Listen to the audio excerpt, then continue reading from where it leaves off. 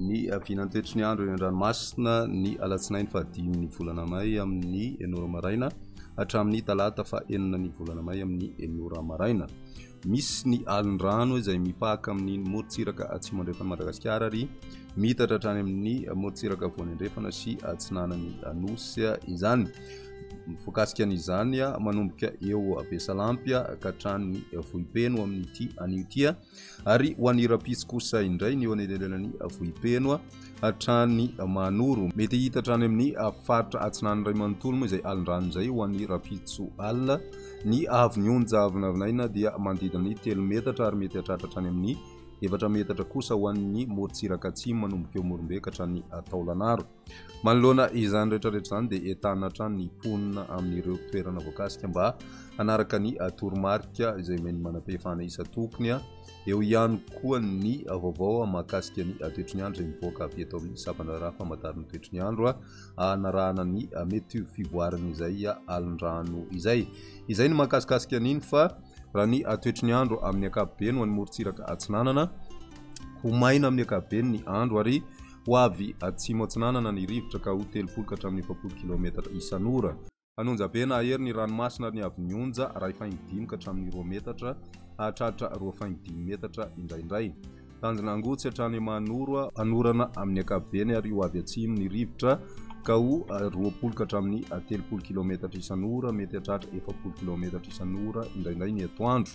Anonjam-pena ahery ny ranomasina ny avy nionja 2.5 metatra hahatratra 2.5 metatra ka hatramin'ny 3 metatra manakaiky ny morontsiraka Manoro ny atoandro noho ny alin-drano avy atsimo ary hitatra miandalana any amin'ny morontsiraka avaratra izany.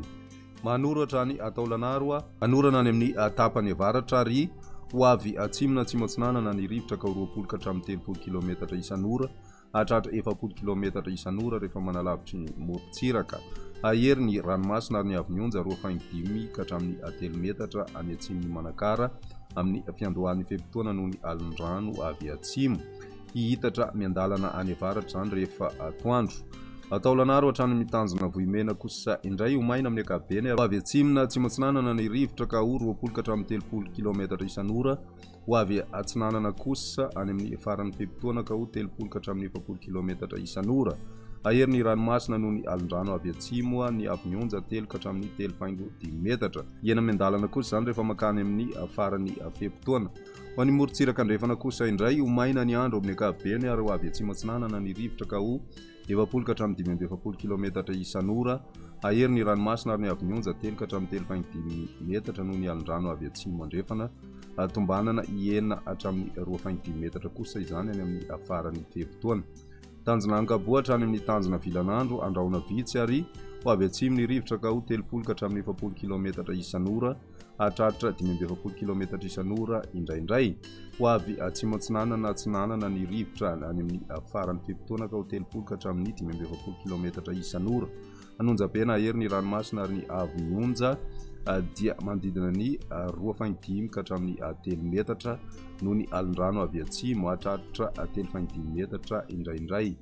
Tombanana hena hatramin'ny 2 metatra kosa izany any amin'ny faran'ny fetim-potoana.